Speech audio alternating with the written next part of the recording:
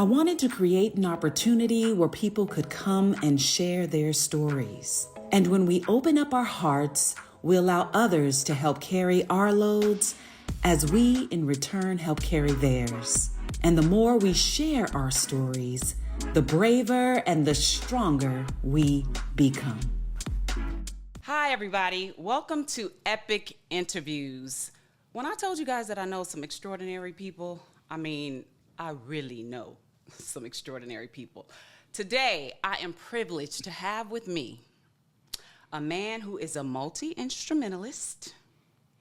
He has won Grammys. He's been nominated for tons of them. He is a songwriter. He's a producer.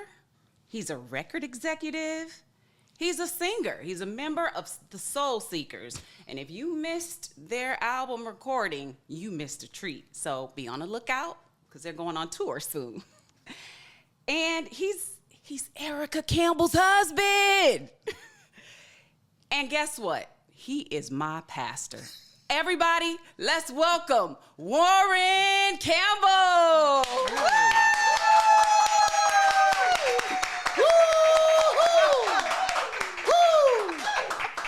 Like Ric Flair. Woo!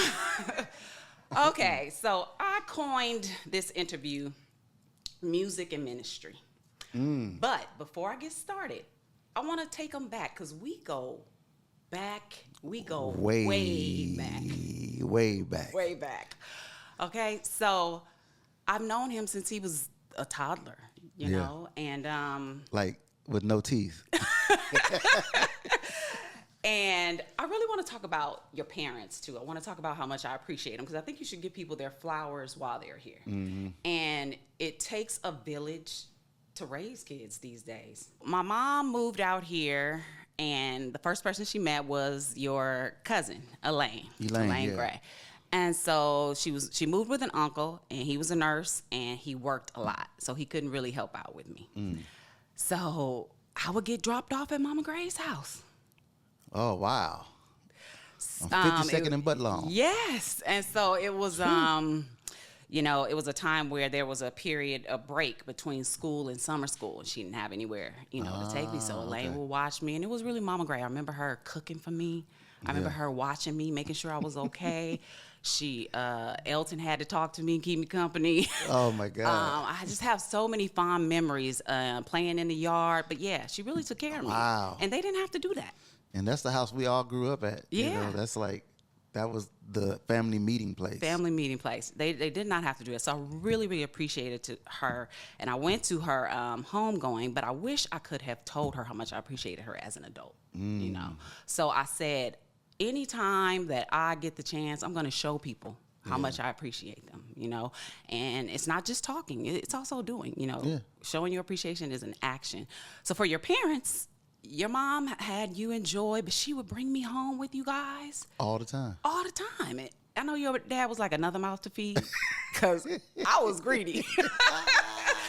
But I remember Mama Campbell, just... cooking them tacos. Yes. And I saw the family dynamic because at home it was just me and my mom. So I saw the dad, the mom, the kids, and how everything, flows. And what I remember most was when we would leave, she would put her hands on the door. We all would put our hands on the door. And pray. And your dad would pray. Yeah, yeah. I'm a recipient of those prayers. Yeah. He said, I want angels to guard us. I want anything that is not like God to flee from us, Wow. And I just remember those words just as a kid. And I do that now. You do that? I tried to do it too. So I tried to do it. At the door. Then we start leaving at different times and, but yeah, I did try to implement that. So yeah, I'm just so grateful for them. So talking about the village, let's talk about your village. Let's talk about how your family contributed to your success and how what they've taught you has helped you to become a good leader.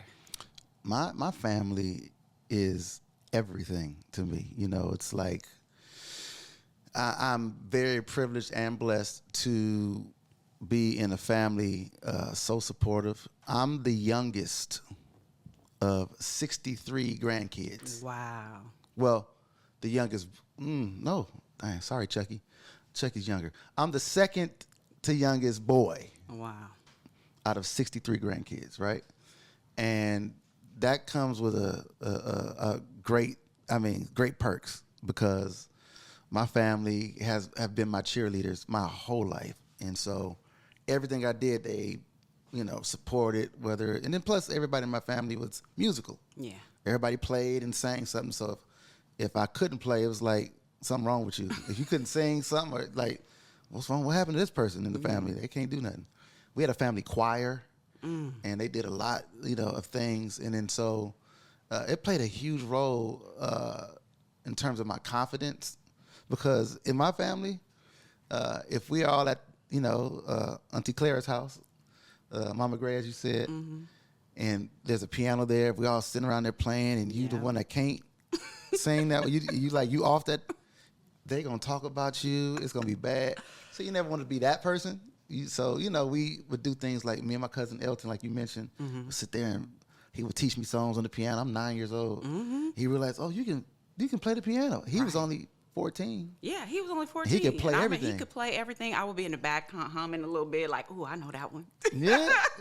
Yeah. And so that whole dynamic, he was playing, and my Uncle Kenny was playing, and everybody could play. My dad played the bass. It was just a thing, So that love for music was birthed in the family first, but then when you got to King's Chapel, the church you mentioned, I was the first baby born in that church. So that church started out with a different name, and Bishop Wright moved here from, I think, San Antonio, Texas in the late 50s, early 60s or something like that. And so he took over this church that just had, a couple of families there, and the kids that were there were teenagers already. Yeah. And then rolling around this 1975, here I come. I'm born, and I'm the first baby. And of course, so now I'm one of the youngest in my family. Now I'm the baby of the church. Yeah. So all this love from both sides, it just really, so I end up being one of these people. I don't care what anybody say about me. I'm very well loved. Yes. And there's nothing nobody could do to knock me off of that. So when I hear things, I've done things in my life where people didn't like or didn't agree with, and they go online and say, I don't care about any about that. I don't care any about any of that stuff, because you have a whole tribe of people. Yeah, I've been poured into so well. Yeah. By my family, by my church family, everybody, your mom and your sister, the guy's sisters. Oh, they love you. I mean, the memories I have of them, like, they was like the Pointer Sisters to me. You know what I'm saying? Lorraine, I remember one of my first kind of gigs playing for somebody. I played for Lorraine at a I don't know, I think it was at some park or something. Oh, wow. I might have been 10. Wow. And I thought I was playing behind Diana Ross. You couldn't tell me. So I have all that stuff happening. So not just King's Chapel, then you go Chapel of the King. The same thing, It's weird. I thought about that when I was thinking about this interview. I thought about how the Chapel of the King and the King's Chapel part, where you got two brothers who split churches. I thought we was in one big church. Oh, you did? And they was just King's Chapel. This was that side. And I thought they was all kind of together. Oh. You grow older, you be like, wait a minute. Yeah, man, maybe that wasn't the right. But as a kid, you look at all these adults as, you call them Auntie, Uncle Al, and Uncle Joe, Auntie Marvine. Yes, our church was like a family. Yeah, so I didn't know that there were. Well, I don't know. I can't say split, because you go to this church, go to that church, but then you go to their house and they all together eating. Yep. So I couldn't say, like, I didn't see the whole, because amongst the adults you hear them talking. Oh, it's a shame. They should just work together and all these things. Anyway, I'm talking about stuff y'all don't know nothing about.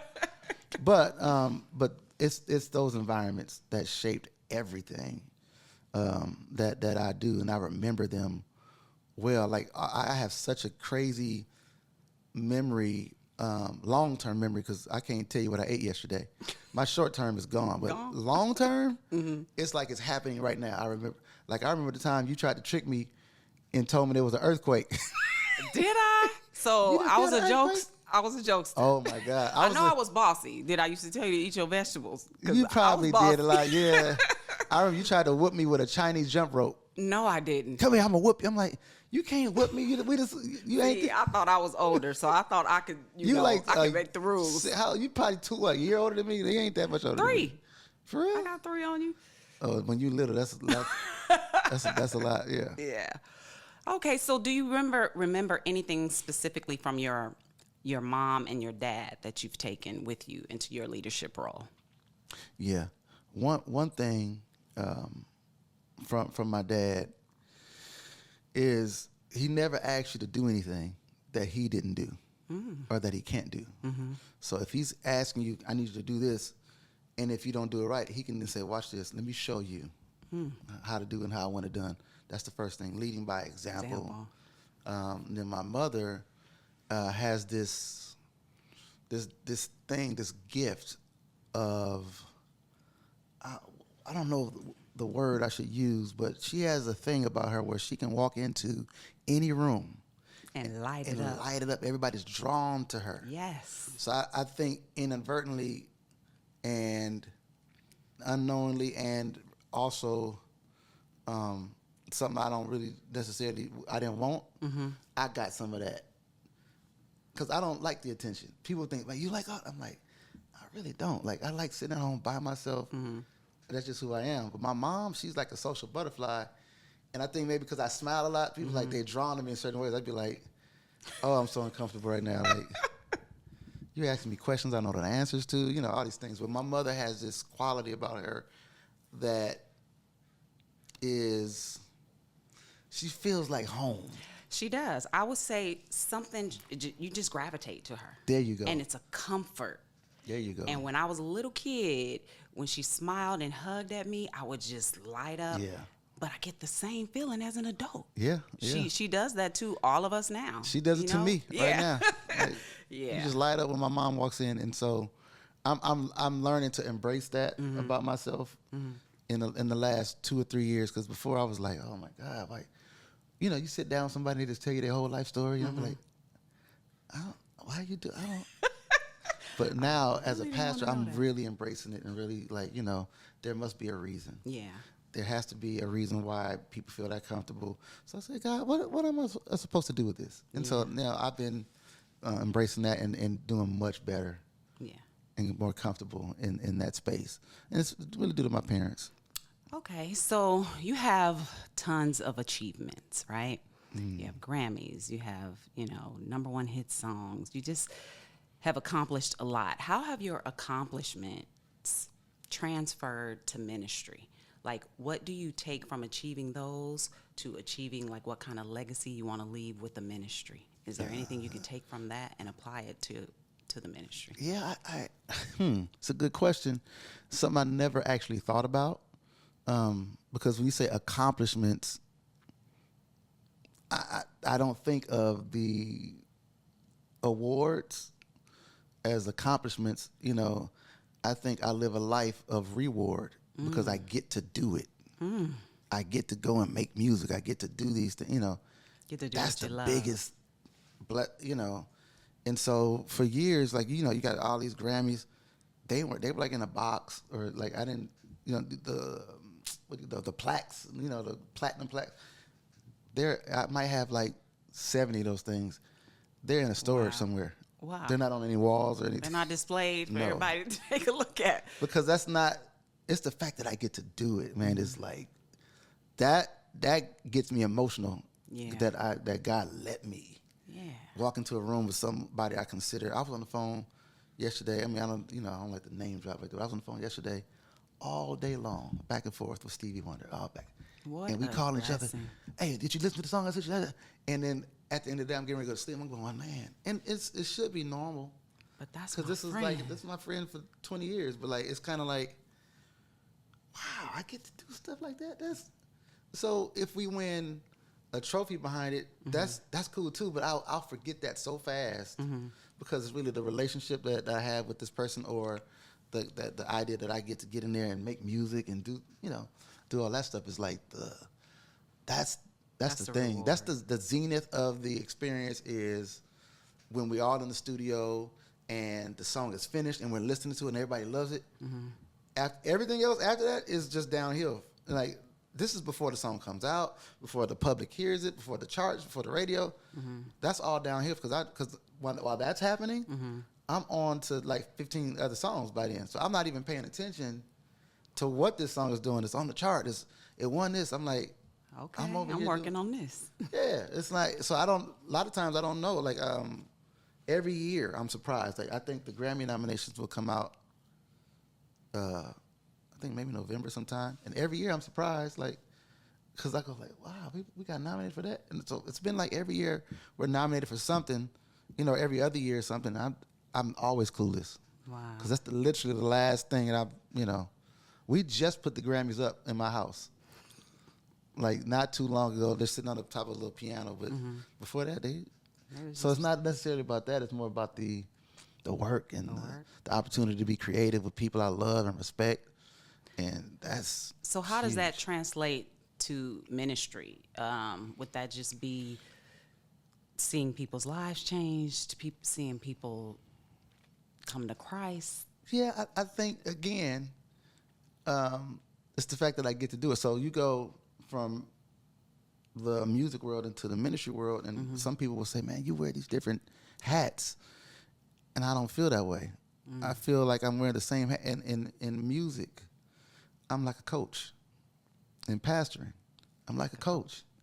So I get to show up as my authentic self and do the same thing. It's in a different context because I'm not using chords and notes. I'm using Bible. But it's the same, sort of position. When I'm at home with my kids, I'm like a coach. So I kind of, it's the same. Those things feed each other. So one lesson that I learned in the studio about, dealing with this artist, now I'm over in church and I see there's similarities. So I can take what I learned here, and what I did over here, and go like, let me apply that to this situation because I think it calls for that. I'm confident in a person, in their confidence and whatever. And I just did that last night with this artist who was scared to sing this song. See what I'm saying? So those things feed each other, and the more I think about it as one sort of conglomerate and not just these hats I got to take off, and compartmentalize. It's better for me to do it and think about it that way as opposed to all the hats. It's one big thing. It's like it's kind of one thing to me. So they all sort of work together. Got you. Yeah, simultaneously, and if that makes sense at all. It does. Okay. It does. Okay, so can you share a moment with us where you feel that God was directly speaking through your music? So I'm sure he influences you to write songs, a lot of songs. Is there one particular song that stands out where you were just like, this was all God? All the songs. All the songs? I say this. So in the music business, you have one hit record, all the labels will call you and say, give us a song like that. Because they're basically copycats. Like, so that's why you hear the radio, it's like one long song, all the songs sound alike. Because if one person is successful, here comes everybody else, give me something like that so we can be successful too, right? So, but the problem with that is I have friends in the music business, producers that can do that. They can reduplicate what they did, reproduce the same. I can't. Why? Because I don't write songs. This is just my philosophy and the way I live. God writes songs. I take dictation. It's a download. Like, give me a song like Shackles. I'm like, I can't. I didn't write that. It was literally a download. It just boom. Like, I didn't sit down and say, I'm gonna write this song today. Oh, I seen some chains and shackles, and so I saw some feet. Somebody danced. I put it all together. No, it's just okay. Case in point, we were writing for the Prince of Egypt soundtrack, that kind of animation movie on DreamWorks years ago. And I had just met Erica and Tina. They weren't even Mary yet. We wrote 2 songs. This was the 3rd song we were working on.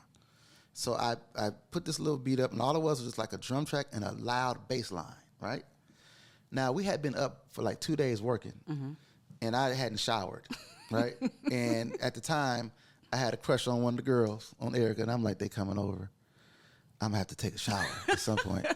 So they got there, and I was like, let me play y'all this idea, and y'all kind of like write to it. And I need to go, freshen up, whatever.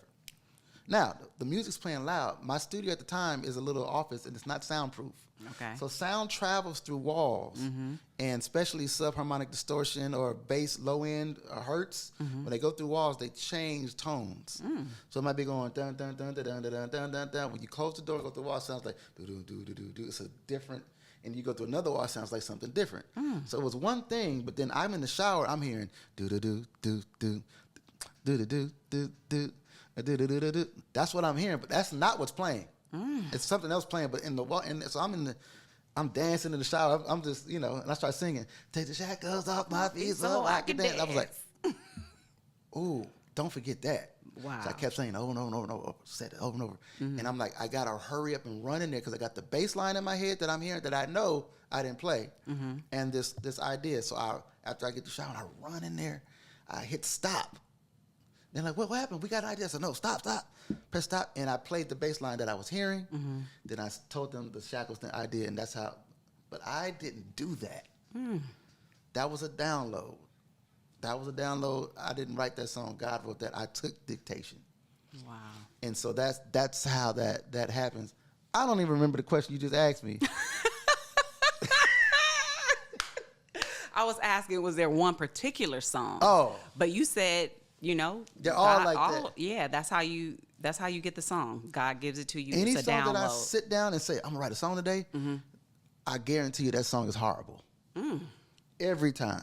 There's a couple things that I'm bad at. Sitting down and intentionally writing a song, and then a record company calling me and saying, "Can you send us songs for? We got Rihanna. Can you send us some songs? I'm gonna send you some songs, but they're gonna be horrible. Every time they're gonna be the wrong song. She's not gonna like it. But if you get me in the room with her, and I talk to her, she's never gonna want to leave because I'm gonna keep giving her things because now I'm feeling her spirit, her vibe. Right, I'm like, energy, oh, you need this. And she's like, oh my God, it's a tailor. I'm a tailor. Gotcha. A lot of my friends, they are like, if you go to Pete, Pharrell, Rodney Jerkins, Timbaland, all those guys, when you hear their songs on the radio, you knew it was them. Yes. Because it's the sound. I don't have that. I'm a tailor. I will tailor this song and make it fit you. And after I do that, it's yours. I'm not giving it to nobody else. Nice. So it's a different kind of mindset. But yeah, it's one of them things. Like they're all those songs. It's not just one. Which is why you write hits, right? Because it's tailored specifically, not specifically, for that singer. So that's good. And I don't think I would. I've had times where I was like, man, I'm just a little jealous. Like my friends could just do that, and I can't do it. But it's worked out for me. I think. I think so too. So everybody believes, not everybody, but a lot of people believe that you always have to be working on your next project. You have to be busy. If you're not doing anything, then you're not excelling. I believe in the power of pause. I think when you take a break from something, you're able to refocus, you're able to cast out distractions, and you're able to really hear what your next move is, what the next thing God wants you to do is. How has the power of pause affected you at any point in your life? Can you think of a time where you took a break, and then when you came back, you were much better than before? Yeah, it was a forced pause because I, too, was one of those guys where I'm grinding, working, don't stop. And I've learned, instead of resting from work, I've learned how to work from the position of rest and pause and chill. And then once I'm fully rested and, I got these ideas, now I get up and work with all this energy. And I go back to resting. But it was a forced pause, 2008. I started working on what would be the fifth Mary Mary album. It was called The Sound. And we had a few songs that we were working on. And out of these songs we were working on, actually none of them made the album. I found out I had kidney cancer, right? And we went through this whole thing, had to have an operation. They took my kidney out. I have one kidney now. I'm great, but it's what it is. And then when I was finally able to work again and get back to the studio, I was chock full of just ideas and inspiration, gratefulness, gratitude, just a different guy. I laid down on the opera room table one way and came up a whole another way. One, because at this time I was actually wrestling with the call to ministry. So on that table in that hospital bed, I was there, and after the operation, I was in the hospital for a month. And I said, okay, Lord, I'll preach, I'll do whatever. You ain't got to get my attention like this. Right. I don't need this. Right. So that was one thing. But when I got back to that room, matter of fact, the first song I did was that on that album was a song called God in Me. That was the very first thing, and everything followed after that. And it was just, in about 2 or 3 weeks, that album was done. It was just, it was a juggernaut. It was a very special time, very special album, special process. All that when I listen to it now, I can't even listen to it without getting emotional, because I'm like, where did all that come from? Right. It was just, whew, and it happened so fast, so fast. And so, yeah, that is one of those times where it was really, I had to take a long pause. It was forced. Of course, yeah. But I was sitting down, I had all these ideas just kind of swelling up, and just, they were multiplying in my mind, just expanding and growing. I'm like, oh, I can't wait. And the fact that I can't touch a keyboard right now, I can't do anything. And it forced me into some new technology that before that I wouldn't have been open to, because all I had at my disposal at the time was a laptop. At the time, people had just started making music on laptops and computers. Right. I wasn't with it. I was like, I'm not doing that, right? But you were forced to do it. I was forced. So I put the laptop up, and I had this little program on there, and I said, let me just, and it was the chords to God in Me. I said, I like those little chords. So I put it back up. I said, that was cool. And when I got back to the studio, I said, let me find that laptop, pull it up. That's the first thing that we put together. So not only was it, this creative thing from that pause, but also, just going into a new space with technology that, like, now I'm like, wow, I'm glad I did. Right. Because I would have been way behind. Nice. Way behind, yeah. Okay, going back to your family and your parents, did you ever think when you were called to ministry that you would be pastoring and leading people who knew you like as a toddler, as a baby, and your parents? And does that add any additional responsibility? How do you feel about that? Oh, so much pressure. So much pressure. When I see Alicia show up, it's pressure. I can't believe, I'm like, little Warryn is my pastor? I sometimes I can't believe. I'm like, little Joy, I used to carry her on my hip. Like, I was very possessive of Joy. I remember. I didn't really let people hold her. And I'm like, she's my worship leader. Like, sometimes I'm like, wow. It's crazy. I found this picture. I should have brought it. Of you, Joy, Judy, April Dupree, and Adrian Hart. Y'all was at a park or something. Then I found another picture of us at I don't know, but we must have been playing a game in church where they was telling us to, Simon Says or something. So everybody's looking down. If some people's looking up, it's like in a line, a Bible. I don't know. Way back. Tell me the question. Ask that question again. I'm gonna tell you my short term is. So the added responsibility. Of leading, those you knew when you were. It's younger. It's something that you got to get used to, because, like when people that know me, from a kid, the first thing that y'all gonna do is y'all gonna laugh. You're like, what is this going for real? on? What is happening right now? What am I looking at? Well, let me interject real quick since you said that. So, lost contact, and then we all contact each other when Facebook was born, right? Yeah. So we seeing each other's lives. I'm happy. I'm cheering for y'all. I'm like, yeah, I know him. Yeah, just cheering. And then driving down the freeway, I hear on KJLH that you guys are starting a church. And I was like, Now, I had left my other church, and I was looking for churches in LA, and I just wasn't led to join any. I was going around. Wow. Wasn't led to join any. So about the third time I heard the announcement, I was like, okay, I'm going to go. I'm going to drive out there. I don't like to drive places, right? For real? Everything that I frequent is about a 5-mile radius. Even my job was a 5-mile radius. Wow. The last job I had, getting to the office, I could leave here at 7. At 7:30, I'm in my office on my computer. Wow. So me driving, that was a lot. That's a long drive. But let me tell you, I went to the church and you preached on something that I hadn't told anybody.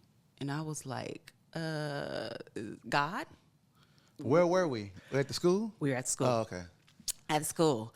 And then I was like, girl, you got to come. It's spirit-filled. I think this one might be real. So I brought my friend, and we were discussing something in the car, and then First Lady said it. And we looked at each other. Oh, my God. And we were like, girl, think this might be where we need to be. Wow. So I ended up joining. She lives kind of far, but I ended up joining. That was my reason, because I felt there was something spiritual. And of course, when I see you guys, I have a familial type of kindred, spirit. But I felt it was God.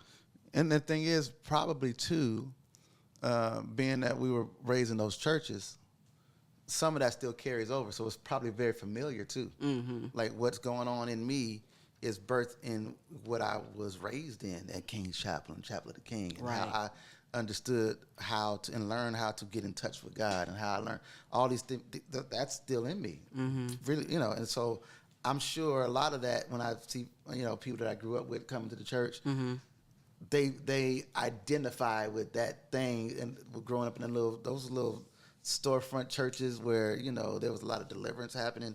There was a lot of heavy emphasis on Holy Spirit. It was like it was a lot different than it is now today. Yeah. And so I still carry a lot of that, and so I think some of that kind of feels like home too. For me, it does. Yeah. But yeah, I used to get a little weird, like when I saw like friends or people that knew me. I'm like, but then after a while, I'm like, I'm comfortable. I'm very comfortable in it now. Yeah. But I was uncomfortable. Really, it didn't have much to do with that people that are familiar with me coming. It was just that I wasn't comfortable doing the job yet. I'm not. A lot of my friends were preachers, itinerant preachers, evangelists, going around preaching for years and years and years, and then they started pastoring. So now they have this. I mean, just this library of sermons and this experience. They've been in the pulpit. This is on the job training for me. Yeah. Like I was licensed in 2009, and then I was ordained pastor in 2015. Between those years, 6 years. I might have preached 4 or 5 times different places because I wasn't comfortable. When people found out I was preaching, invitations flooded in. I said no to everyone. I'm like, no. We want to fly you to Chicago to preach at the such and such conference. I'm like, no, thank you. There's no way I'm doing that. Are you crazy? You're crazy. I'm not doing that. When other guys are like, yeah, they jumping at. I'm like, I'm just a musician. I accepted this call, but I'm doing this is what I do behind closed doors in the studio by myself. Me even talking now, having to talk on Sundays, even on this mic now, I have never been a talkative person, ever. I've just been quiet and playing my music, Yeah. But now, as you quiet can see, and playing the drums. That's it.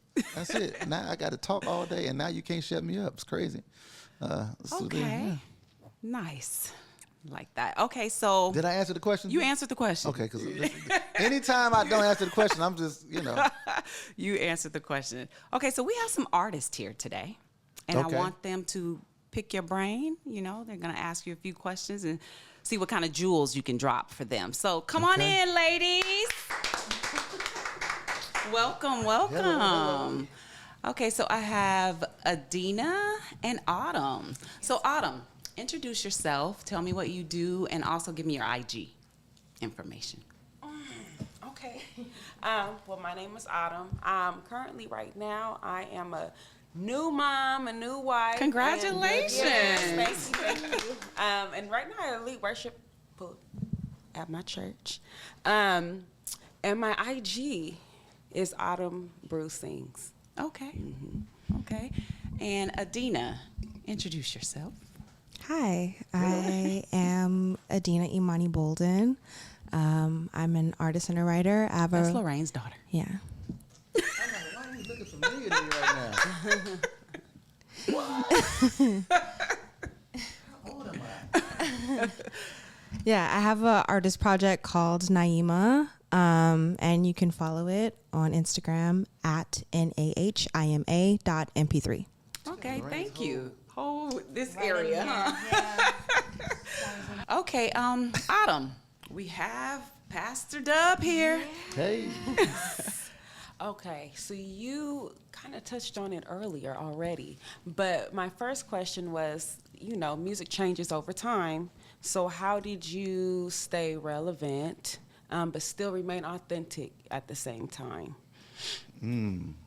I think it has to do with being a musician, right? Because of technology, you have a lot of guys that can make music, but don't really know music. Because you can just, you can sample, you can do things that make music and can't play an instrument or anything like that.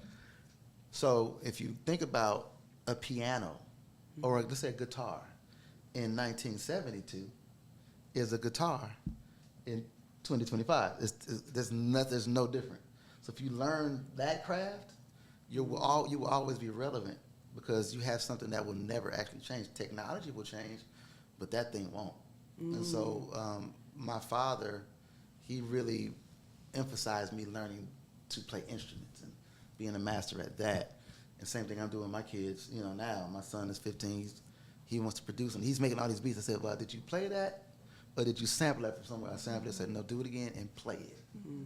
I want you to learn because if you have that skill, you'll always be able to work. You'll always be relevant.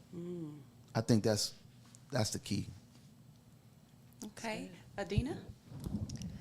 All right, so mine is on the writer side, back end. How do you think the future of the music industry is going to look for songwriters when it comes to points on the master, publishing, writers' fees, sessions fees, all that stuff? Good question. I am worried. I'm very worried about the music business that we are leaving the next generation because I'm looking at things and going, man, I've been blessed to come up in an era where we were still making a lot of money in music from our publishing and as a producer from the points and all these things. But now, because of streaming and when you don't necessarily own the music anymore. Like when you bought a CD, that was yours. Can't nobody take it from you unless they broke in your house and took it.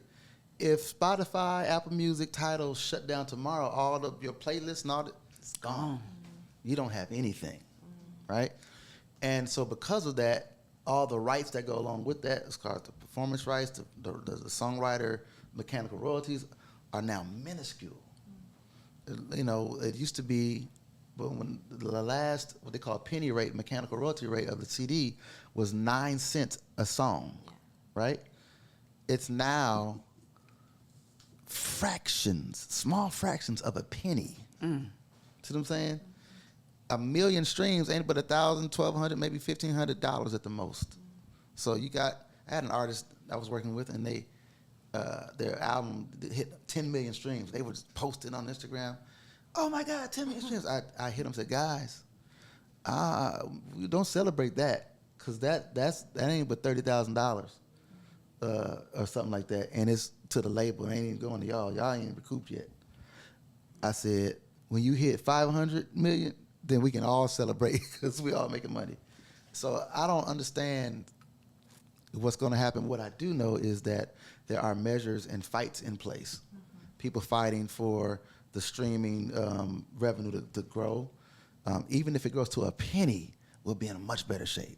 But it should be more like 2 and 3 cents per stream, and then it'll be perfect. But it's going to take some fighting, and it may be 5-10 years from now when we see it. But hopefully I'll still be around doing it. Yeah. I know you will. Yeah. Okay, Autumn, you have another question? Yes. So give me some advice on finding, what were some key things that you did to find the right people within your, within the industry, like your people, like-minded and all of that? It was not seeking out because, like as a pastor or a businessman, you staff your insufficiencies. Things that I'm not good at, I staff that stuff, right? So if I'm not a good administrator, I make sure I go hire a really great one. So a lot of business people think that way, but in creative spaces, music, you want to look more at your friend group, the people you actually kick it with, right? Your circle of friends, and the ones that do what you do. Like, I had a circle of friends coming up. We were all trying to get it. We were all trying to, it's funny, most of us are pastors now. I met a group of guys when I was 10 years old. I went to this church with my father. He was preaching or something. It was a Sunday night service. I thought at the time I was 11. I thought that I was like I was the only child musician that I knew. in my area. The only other guy was a guy that I was like really close with, still close with. His name was T.J. McBride, but he lived up in San Francisco. So in my area, I didn't know no other guys that was my age that played. I get to this church with my dad, and I walk in, I see the little kids my age. The whole band is 12 and 13, 11. They had a horn section, bass player, drummer, key. I was like, whoa, in Linwood. I'm going, wait, who are these guys? And so then my dad gets up, and I get up to play. And they're like, who's this? They look at me like, who's this kid? We instantly connected and became boys. Now, all of us, every last one of those guys have hit records, Grammys, because we were a friend group when we started together. It's really important that you got a group of people moving in the same direction with you. Yeah. Moving each other forward. And in that, there was no jealousy. Like, if one got a job, we would pull the rest of us in. If this guy got hired by Aaliyah, then, oh, guys, come on. If I got hired by Brandy, guys, come on. That kind of thing. And it just snowballed into something where we were like now the guys. You know what I mean? For a very, very long time. Now we're all pastoring. It was just kind of crazy. So finding a solid group of people that you can trust and build with. Okay. They want to see you win just as bad as you want to win. Yeah. You want to see them win just as bad as you want it for yourself. Yeah. Okay. Mm-hmm. Nice. Yeah. All right, Adina, you have a second question? I do. What do you wish you would have known before negotiating and signing your first publishing deal? Ooh. First thing, I wish I would have known I could ask for some more money. My first publishing deal, I was 19. I didn't know what a publishing deal was. We had a family friend named Tiger. He would work. Sorry, his name was Matt Jones. We called him Tiger. He worked at Columbia Records, and me and my cousin Joyce Washington, she was managing me at the time. She's like, she was into the videos and all the stuff, and she said, "All right, I'm gonna help you. We go to this. Let's go see Tiger and see what he got going on." He says, "Well, if you want a publishing deal, go see my man Big John." We was like, "Okay." I didn't know what a publishing deal was, so we go see Big John. I play him this song that I wrote while I was on the road with Brandy. Wrote this song out there, and he was like, "This song is dope. We can do something. I want to do a deal with you." And he gave me a check, and that was, for me, I was like, this is huge. But my other friends, when I talk to them now, compare notes, theirs was like triple. And all I did, I gave the whole check to my dad. I was like, "Dad," because we want to buy this house. I was going to move out and buy a condo. My dad found this house. I was like, all right, we'll just all move in here together. I gave my dad my whole thing, and we built it from there. But I wish I could ask for more money. But fortunately, and the blessing in that is the attorney that I hired was my first attorney. He did such an amazing job negotiating for me to where he had negotiated what they call a reversion. And I got all my publishing back at a certain time, and a lot of my friends didn't have a reversion in their deals. Most deals didn't have that, so I got all of it back. At the time with the reversion hit, I know I'm at somewhere like 460 songs published now, but then at that time it was like 250 something, and I got all those songs back and all the publishing back. I was like, and then my lawyer was like, "Now you can have fun." Wow. I said, okay. And so, that was fortunate for me that worked out. But I do wish I could have asked for just a little bit more money. But it was fine. But because me receiving, I'll tell you what it was. They gave me a deal for $60,000. They gave me $30,000 up front and paid me $1,500 a month right after that. This is 1994. So for 94, it's cool. Pretty good, But I had other guys that was getting 120,000 and stuff like that.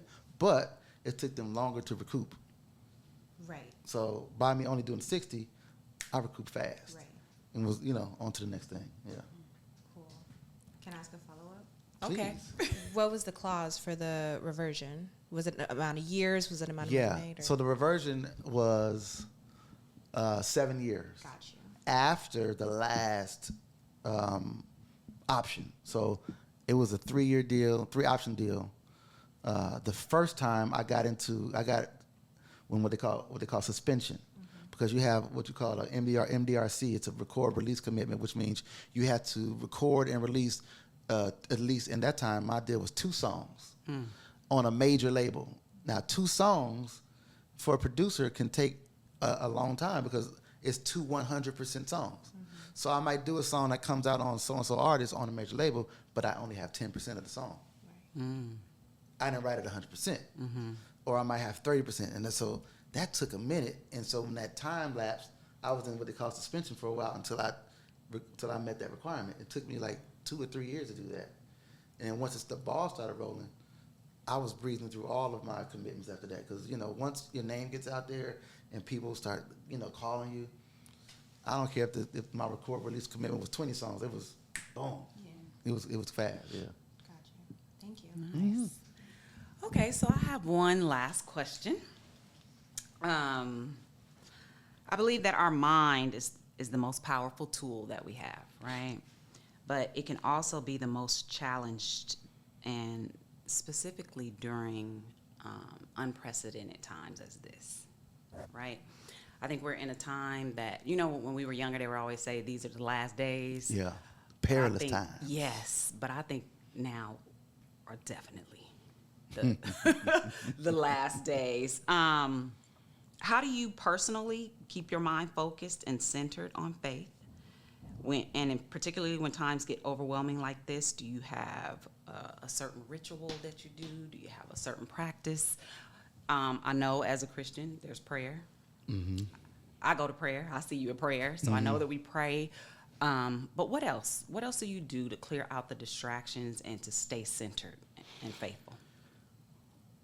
For the most part, I remember my family and people that came here before me and how they survived what they thought was the worst times of their life. Like how we feel right now.